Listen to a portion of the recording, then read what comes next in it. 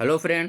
आज की वीडियो में हम लोग जेएसएससी सीजीएल का 2016 का प्री के क्वेश्चन को डिस्कस करेंगे, जिससे आपको एक आइडिया लग सके कि इसमें किस तरह का क्वेश्चन पूछा जाता है। बाकी अगर ये वीडियो आपको अच्छा लगे तो वीडियो पर लाइक और कमेंट जरूर करें। वीडियो को ज़्यादा से ज़्यादा अपने दोस्तों के साथ शेयर करें और जो लोग चैनल पर नए जुड़ रहे हैं चैनल को सब्सक्राइब करना ना भूलें। चलिए अपनी वीडियो को स्टार्ट करते हैं।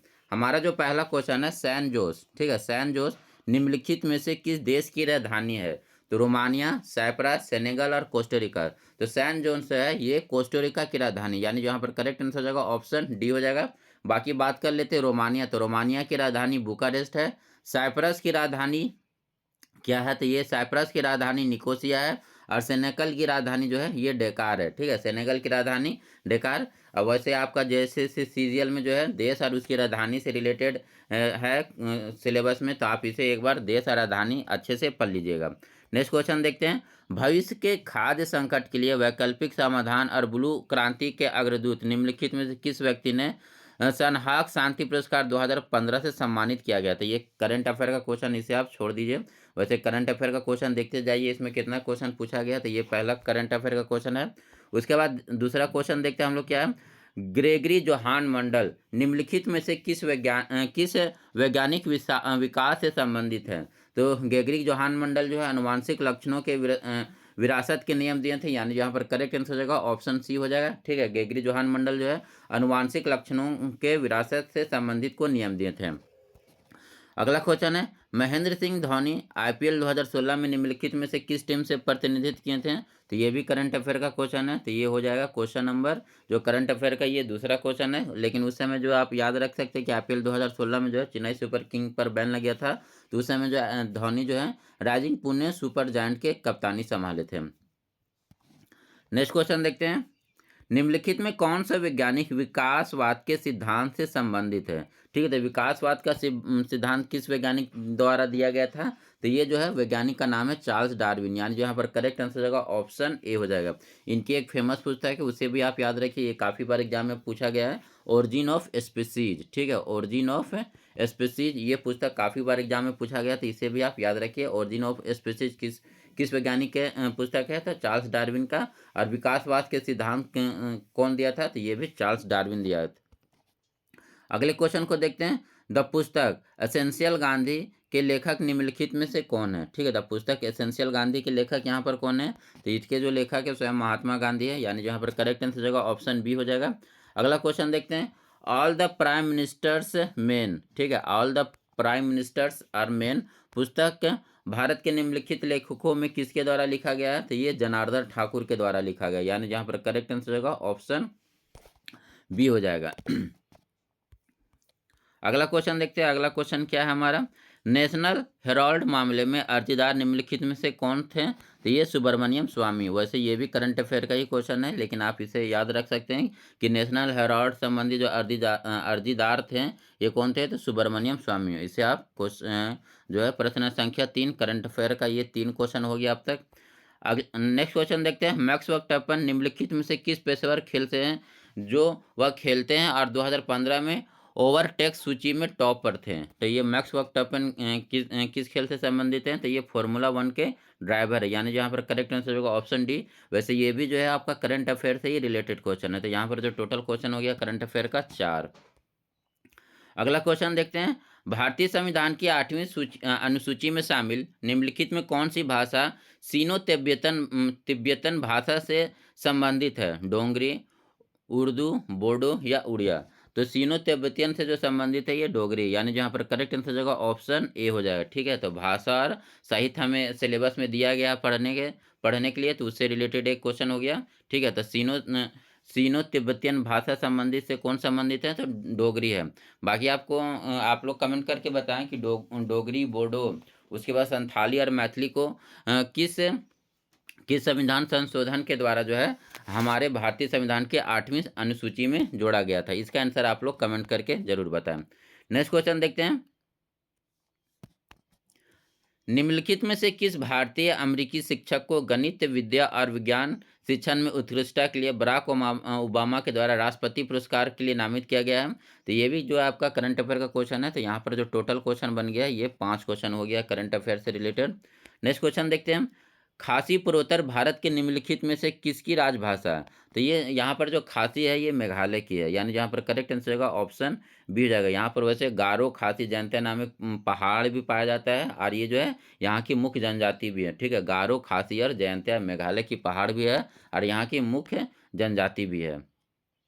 अगला क्वेश्चन है, निम्नलिखित में से किसका संबंध जो है परमाणु की खोज से है? ठीक है, परमाणु की खोज से यहाँ पर कौन संबंधित है? तो यहाँ पर जो हो जाएंगे नील्स बोर, यानी जहाँ पर करेक्ट आंसर हो जाएगा ऑप्शन बी हो जाएगा।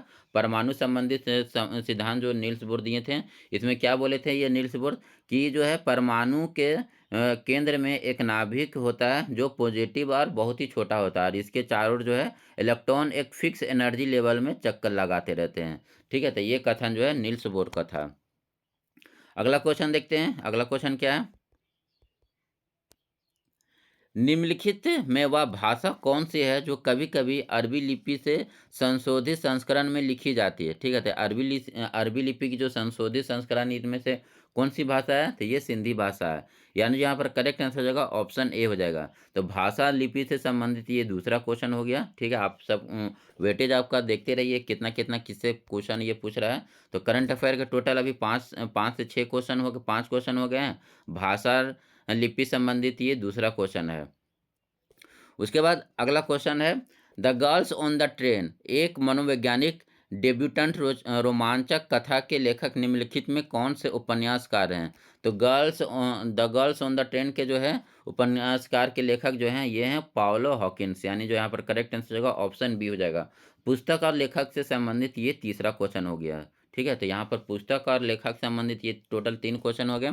उसके बाद अगला क्वेश्चन देखते हैं, पोलैंड की राजधानी क्या है? ठीक है, पोलैंड की राजधानी यहाँ पर क्या है? तो पोलैंड की राजधानी जो है ये हो जाएगा आपका वर्सा। ठीक है, यानी जो यहाँ पर करेक्ट आंसर होगा ऑप्शन बी हो जाएगा। बाकी आपका बात किया जाए लिस्बन, तो लिस्बन किसकी राजधानी है? तो लिस्बन आपकी पुर्तगाल की राजधानी है। तो देश और राजधानी से ये दूसरा क्वेश्चन है। ठीक है, इस तरह आप वेटेज देख सकते हैं। करंट अफेयर का अब तक 5 से 6 क्वेश्चन हो गया है। भाषा संबंधित 2 क्वेश्चन हो गया है। पुस्तक और लेखक संबंधित 3 क्वेश्चन हो गए हैं। तो और देश और राजधानी संबंधित यहाँ पर जो है टोटल 2 क्वेश्चन बन चुका है। चलिए अपने नेक्स्ट क्वेश्चन को देखते हैं। निम्नलिखित में से किसे सितंबर 2016 में रोमन कैथोलिक चर्च में संत की उपाधि से विभूषित किया गया था? ये भी करंट अफेयर का क्वेश्चन है, तो इससे भी आप ये क्वेश्चन नंबर 6 हो जाएगा। करंट अफेयर से अब तक हमें टोटल 6 क्वेश्चन मिल चुके हैं। अगला क्वेश्चन देखते हैं, बोस्निया और हर्जोगोनिया की राजधानी निम्नलिखित में से कौन है? ठीक है, बोस्निया और हर्जोगोनिया की निम्नलिखित में से राजधानी कौन सी है? तो ये साराजेवो, यानी जहाँ पर करेक्ट आंसर होगा ऑप्शन ए हो जाएगा। देश और राजधानी से ये तीसरा क्वेश्चन हो गया। ठीक है, आप इस तरह वेटेज सबको देख सकते हैं। अगला क्वेश्चन है, निम्नलिखित में कौन सा भारतीय क्रिकेटर मेलबर्न क्रिकेट क्लब में जो है आजीवन सदस्यता में शामिल किया गया है? तो ये किन्हें शामिल किया गया है? तो ये सौरव गांगुली को, यानी जहाँ पर करेक्ट आंसर हो जाएगा ऑप्शन बी हो जाएगा। उसके बाद अगला क्वेश्चन है, रॉबिन सिंह 2015 में इंडियन सुपर लीग में से निम्नलिखित में किस टीम से खेले थे? ये भी करंट अफेयर का क्वेश्चन है, तो ये 7वां नंबर का क्वेश्चन हो गया करंट अफेयर से। ठीक है, उसके बाद अगला क्वेश्चन देखते हैं, जनवरी 1, 2016 की स्थिति के अनुसार भारत में टोटल कितने उच्च न्यायालय हैं? तो यहाँ पर उस समय जो टोटल 24 थे, लेकिन अभी वर्तमान में आप याद रखिए, वर्तमान में जो भारत में है टोटल 25 उच्च न्यायालय हैं। ठीक है, वर्तमान में भारत में टोटल उच्च न्यायालयों की संख्या कितनी है? तो 25 है। अभी जो लेटेस्ट है उच्च न्यायालय कौन बना है? तो आंध्र प्रदेश का जो अमरावती उच्च न्यायालय है वही आज अभी भारत का सबसे लेटेस्ट उच्च न्यायालय है। ठीक है, तो भारत में अभी वर्तमान में टोटल कितने उच्च न्यायालयों की संख्या कितनी है? तो 25 है। और 25वां उच्च न्यायालय कहाँ का बना है? तो आंध्र प्रदेश का। ये भी आपका करंट अफेयर का क्वेश्चन है, तो यहाँ पर जो करंट अफेयर का क्वेश्चन हो गया टोटल 8। नेक्स्ट क्वेश्चन देखते हैं, प्रायद्वीपीय पठार विश्व की सबसे पुराने भूभागों में से एक निम्नलिखित में से किसका भाग है? ठीक है, ये किसका भाग या हिस्सा है? तो प्रायद्वीपीय पठार किसका भाग है? तो ये गोंडवाना भूमि की भाग है, यानी जहाँ पर करेक्ट आंसर होगा ऑप्शन सी हो जाएगा। अगला क्वेश्चन है, निम्नलिखित में कौन से आयोग ने उस ज्ञापन को प्रस्तुत किया था जिसमें अलग झारखंड राज्य के गठन की मांग की गई थी? तो ये जो है साइमन आयोग, ये सबसे पहले क्या है 1928 ईस्वी में आपका जो है किसके द्वारा? तो छोटा नागपुर उन्नति समाज के द्वारा जो है साइमन आयोग के समक्ष जो है झारखंड राज्य की अलग मांग के लिए प्रस्तुत किया गया था। नेक्स्ट क्वेश्चन देखते हैं, आईटीआई के आयोग के अध्यक्ष निम्नलिखित में से कौन होते हैं? तो आईटीआई के आयोग के अध्यक्ष कौन होते हैं? तो यहाँ पर जो है प्रधानमंत्री हो जाएगा, यानी जो करेक्ट आंसर होगा ऑप्शन ए हो जाएगा। पंचायती राज व्यवस्था का त्रिस्तरीय संरचना में सबसे ऊंची स्थान निम्न में से कौन है? तो सबसे ऊंचा स्थान पर जिला परिषद आता है। ठीक है, सबसे जो इसका ऊंची स्थान पर जिला परिषद आता है। उसके बाद मध्यम में आपका आता है पंचायत, ब्लॉक स्तर पर पंचायत समिति, और ग्राम स्तर पर जो है ये जो आपका आता है ग्राम पंचायत। ठीक है, ये सबसे इसकी छोटी इकाई है। ठीक है, पंचायती राज व्यवस्था में सबसे छोटी इकाई पूछा जाए तो कौन सा है? तो ग्राम पंचायत है। और सबसे बड़ी ऊंचा इकाई पूछा जाए तो ये हो जाएगा जिला परिषद, जिला लेवल पर। ठीक है, पंचायत समिति आपका मध्यम भाग में है, ये आपका ब्लॉक स्तर पर होता है। अगला क्वेश्चन देखते हैं। अगला क्वेश्चन क्या है हमारा? ऊपरी सदन जिसे राज्यसभा कहा जाता है की अध्यक्षता निम्नलिखित में किसके द्वारा निभाया जाता है? ठीक है, तो राज्यसभा के जो सभापति होते हैं वो कौन होते हैं? तो उपराष्ट्रपति होते हैं। यानी जहाँ पर करेक्ट आंसर होगा ऑप्शन सी हो जाएगा। उपराष्ट्रपति का जो है राज्यसभा का सभापति होंगे, इसका वर्णन किस में है? तो ये जो उपराष्ट्रपति जो है राज्यसभा के सभापति होंगे, इसका जो वर्णन है अनुच्छेद 64 में है। ठीक है, तो इसे भी आप याद रखिएगा। अनुच्छेद 64 के तहत जो है उपराष्ट्रपति जो है हमारे देश के राज्यसभा के उपसभापति होंगे। अगला क्वेश्चन देखते हैं। चिल्का झील निम्नलिखित में से किस राज्य में है? तो चिल्का झील आप सभी को पता है ये कहाँ पर है? उड़ीसा में है। और चिल्का झील किस झील का उदाहरण है? तो ये एक लैगून झील का उदाहरण है। तो इसे भी आप याद रखिएगा, क्योंकि ये कभी कभी इस तरह से भी क्वेश्चन पूछ देता है कि चिल्का झील जो है किस झील का उदाहरण है? तो ये एक लैगून झील है। तो इसे आप याद रखिएगा। अगला क्वेश्चन देखते हैं। भारत का संविधान मूल रूप से कितने भागों में विभाजित है? यानी यहाँ पर जो पूछ रहा है भारत के संविधान में कुल भागों की संख्या कितनी है? तो मूल रूप से जो है 22 भाग थे, लेकिन अभी वर्तमान में जो है इसमें टोटल 25 भाग है। तो इसे भी आप याद रखिए। अगला क्वेश्चन है। झारखंड के निम्नलिखित जिलों में कौन सा जिला जो है विश्व में अभ्रक के मुख्य स्रोतों में से एक है? तो यहाँ पर तो वैसे अभ्रक राजधानी कोडरमा है, ऑप्शन में नहीं है, तो आप हजारीबाग जा सकते हैं। तो यहाँ पर जो है हजारीबाग इसका करेक्ट आंसर हो जाएगा। अभ्रक क्षेत्र पाया जाता है कहाँ पर? तो कोडरमा, हजारीबाग और आपका गिरिडीह। ठीक है, ये जो तीन क्षेत्र है ये अभ्रक पट्टी के नाम से जाना जाता है। और जो है अभ्रक राजधानी कौन कहलाती है? तो ये कोडरमा कहलाती है। अगला क्वेश्चन देखते हैं। भारत में संवैधानिक सुधारों पर चर्चा करने के लिए पहला गोलमेज सम्मेलन कहाँ पर आयोजित किया गया था? तो यहाँ पर जो जितने भी गोलमेज सम्मेलन होते हैं वो सब लंदन में ही होते हैं। यानी यहाँ पर करेक्ट आंसर हो जाएगा ऑप्शन ए हो जाएगा। पहला गोलमेज सम्मेलन कब होता है? 1930 में होता है। चलिए आप लोग कमेंट करके बताएं कि किस गोलमेज सम्मेलन में जो है गांधी जी ने भाग लिया था। इसका आंसर आप लोग कमेंट करके बताएं। किस गोलमेज सम्मेलन में जो है गांधी जी ने भाग लिया था, इसका आंसर आप लोग कमेंट करके बताएं। नेक्स्ट क्वेश्चन देखते हैं। चौरा चौरी तहसील कौन से जिले में है जहां नाराज भीड़ ने स्थानीय पुलिस थाने को आग लगा दिया था? तो ये चौरा चौरी कहाँ पर है? तो यूपी गोरखपुर में। यानी जहाँ पर करेक्ट आंसर हो जाएगा ऑप्शन डी हो जाएगा। और चौरा चौरी कब होता है? तो ये 5 फरवरी 1922 को। ठीक है, 5 फरवरी 1922 को ये घटना होती है। चौरा चौरी जो घटना कब होती है? 5 फरवरी 1922। ये कहाँ पर है? तो गोरखपुर यूपी में। ठीक है, इसी घटना के बाद जो है महात्मा गांधी जी के द्वारा जो है असहयोग आंदोलन को वापस ले लिया गया था। अगला क्वेश्चन देखते हैं। भारतीय संविधान के अनुसार विधानसभा में निर्वाचित होने वाले सदस्यों की अधिकतम संख्या पूछ रहा है। ठीक है, तो विधानसभा में निर्वाचित होने वाले सदस्यों की अधिकतम संख्या जो है ये 500 हो सकती है। अगला क्वेश्चन है। 1975 में 20 सूत्रीय आर्थिक कार्यक्रम की घोषणा करने वाले निम्नलिखित में से कौन नेता थे? ठीक है, तो 1975 में जो हमारे पीएम कौन थी? तो आयरन लेडी इंदिरा गांधी। यानी जहाँ पर करेक्ट आंसर होगा ऑप्शन सी हो जाएगा। नेक्स्ट क्वेश्चन देखते हैं। जनवरी 2016 की स्थिति के अनुसार भारत के वित्त मंत्री का नाम बताइए। तो ये भी आपका एक करंट अफेयर का क्वेश्चन है। तो ये करंट अफेयर से रिलेटेड 8वां या 9वां क्वेश्चन हो गया। ठीक है, तो आप लोग याद रखिए जो यहाँ पर जो 30 जीके का क्वेश्चन पूछा जा रहा है उसमें जो करंट अफेयर का वेटेज हो गया है लगभग 8 से 10 क्वेश्चन होने वाला है। ठीक है, नेक्स्ट क्वेश्चन देखते हैं। झारखंड में निम्नलिखित में कौन से त्यौहार में लड़कियां जो है रंगीन कागज से लकड़ी या बांस के एक फ्रेम की सजाती है और आसपास के पहाड़ी नदी को भेंट कर देती है? ठीक है, तो ये कौन से पर्व में ऐसा होता है? तो ये टूसू पर्व में। यानी जहाँ पर करेक्ट आंसर होगा ऑप्शन बी हो जाएगा। ये जो है ये किस नदी के किनारे होता है? तो ये मयूराक्षी नदी के किनारे होता है। इसे भी आप नोट डाउन कर लीजिएगा। चलिए नेक्स्ट क्वेश्चन को देखते हैं। 5वीं पंचवर्षीय योजना के निम्नलिखित में कौन से केंद्रित 2 उद्देश्य थे? ठीक है, यहाँ पर 5वीं पंचवर्षीय योजना का मुख्य उद्देश्य क्या था?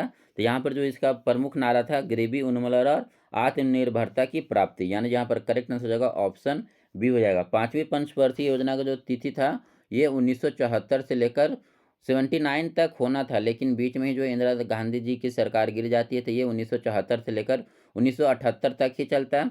बीच में फिर रोलिंग प्लान आ जाता है। ठीक है, ये रोलिंग प्लान किसके द्वारा लाया जाता है? तो जनता सरकार के द्वारा। ठीक है, जनता पार्टी के द्वारा ये रोलिंग प्लान लाया जाता है, क्योंकि जब 78 में इंदिरा गांधी जी का सरकार गिरता है तो वहाँ पर जो है जनता पार्टी की सरकार सत्ता में आ जाती है। नेक्स्ट क्वेश्चन देखते हैं। झारखंड निम्नलिखित में कौन सा खनिज का एकमात्र उत्पादक है? तो झारखंड में एकमात्र खनिज का उत्पादन होता है प्राइम कुकिंग कोल, यानी जो यहाँ पर करेक्ट आंसर होगा ऑप्शन डी हो जाएगा। निम्नलिखित में कौन सा आंदोलन अपने शुरुआती चरण में कुरुक धर्म के नाम से जाना गया था? यानी कुरुक अथवा उरांव के मूल धर्म था। ठीक है, तो ये कुरुक धर्म से जाने जाने वाला आंदोलन कौन था? ताना भगत आंदोलन। ये कब स्टार्ट होता है? वर्ष 1914 ईस्वी में। और इसके जो प्रमुख नेतृत्व करते हैं ये जतरा भगत थे।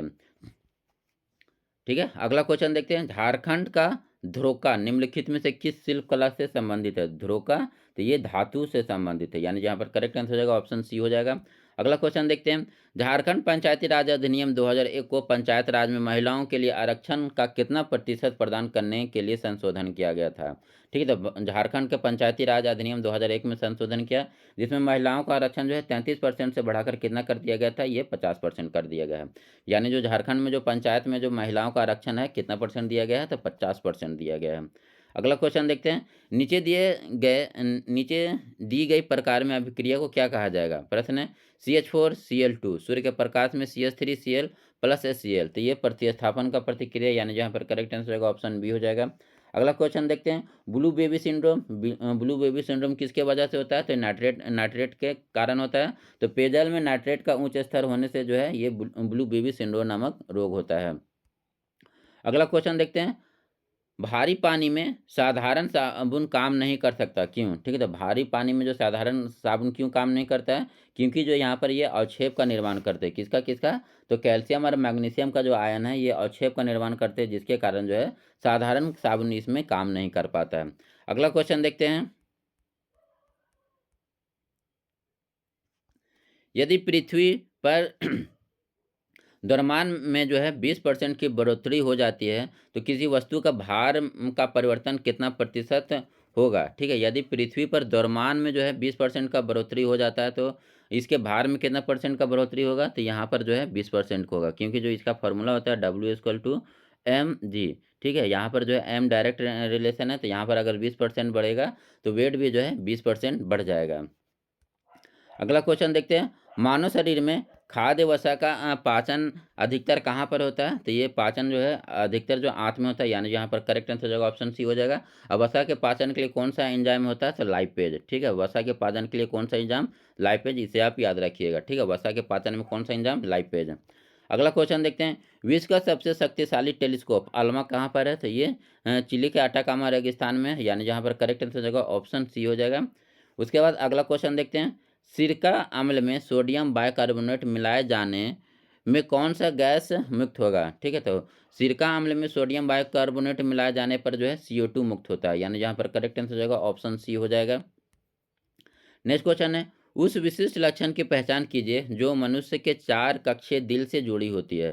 ठीक है, तो मनुष्य के 4 कक्षीय दिल से है, इसका जो लक्षण क्या है? तो यह ऑक्सीजन समृद्ध रक्त से ऑक्सीजनहीन रक्त को अलग करता है, यानी जहाँ पर करेक्ट आंसर हो जाएगा ऑप्शन डी हो जाएगा। ठीक है, ऑक्सीजन समृद्ध रक्त से ऑक्सीजनहीन रक्त को अलग करता है। नेक्स्ट क्वेश्चन देखते हैं। चॉकलेट बनाने में प्रयुक्त ठोस कोको में कौन सा रसायन दिखाई नहीं पड़ता है? ठीक है, तो कौन सा रसायन दिखाई नहीं पड़ता है ये पूछ रहा है। तो थियोब्रोमिन ये दिखाई देता है, उसके बाद फेनोथैलोमिन ये भी दिखाई देता है, कैफीन तो रहता ही है। बाकी जो ट्राइक्लोरोइथेन ये नहीं होता है। ठीक है, तो चॉकलेट बनाने में किस रसायन का उपयोग नहीं होता है? तो ट्राइक्लोरोइथेन का, बाकी ये तीनों का यूज होता है। नेक्स्ट क्वेश्चन है। 2 विलियन जिसका pH है मान जो है 1 और मात्रा जो है 100 मिली है, उसे एक अन्य विलियन के साथ जिसका pH 2 है और मात्रा 200 मिलीलीटर है मिलाया जाता है, तो परिणामी pH क्या क्या होगा? तो ये निकालना पड़ेगा। ये एक न्यूमेरिकल का क्वेश्चन है, तो मैं इसे 1 मिनट। यहाँ पर क्या बोल रहा है?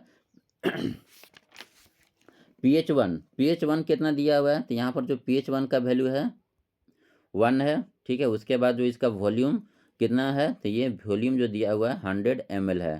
ठीक है, तो यहाँ से सबसे पहले हम H+ का और निकाल लेंगे आयन कितना होगा, तो पीएच इक्वल टू होता है माइनस log H प्लस। ठीक है, तो यहाँ पीएच का वैल्यू 1 है, तो यहाँ पर H प्लस का वैल्यू कितना हो जाएगा, तो 10 का पावर -1 हो जाएगा। ठीक है, तो उसी तरह जो है H प्लस का वैल्यू आ जाएगा। उसके बाद उसी तरह हम दूसरे विलियन के लिए भी निकालेंगे। यहाँ पर पीएच का वैल्यू कितना है, तो 2 है, और जो इसका वॉल्यूम दिया हुआ है 200 ml दिया हुआ है, तो यहाँ पर जो H प्लस का वैल्यू आ जाएगा कितना आ जाएगा, 10 का पावर -2 आ जाएगा। ठीक है, यहाँ लोग से आप लोग लगा के ये निकल जाएगा, ज़्यादा लोड नहीं है इसमें। उसके बाद ये निकल गया। यहाँ पर अब हमको निकालना कंसनट्रेटेड, तो ये जो हो जाएगा, ये जो इसका फॉर्मूला होगा आप इस तरह से इसको याद बनाने के लिए याद रखिएगा। इसको क्या करते हैं, जो H प्लस का वैल्यू निकालें 10 का -1 इंटू जो इसका वॉल्यूम है, ठीक है, प्लस 10 का -2 जो दूसरा का वॉल्यूम है, ये दूसरा का वॉल्यूम कितना 200 by total volume V1 plus V2, तो V1 प्लस V2 कितना हो जाएगा, टोटल 300 हो जाएगा। ठीक है, अब इसे आप सोल्व करिएगा तो इसे आप सोल्व करने पर ये कितना आ जाएगा, तो यहाँ से आप 100 कॉमन ले लेते हैं, तो ये बच जाएगा 10 का पावर -1 प्लस ये बच जाएगा 10 का पावर -2 इंटू 2, ठीक है, बाई 300। ठीक है, तो यहाँ से ये 3 कट जाएगा, और इसके बाद ये सोल्व करने पर आ जाएगा आपका 10 का पावर -1 हो गया आपका 0.1।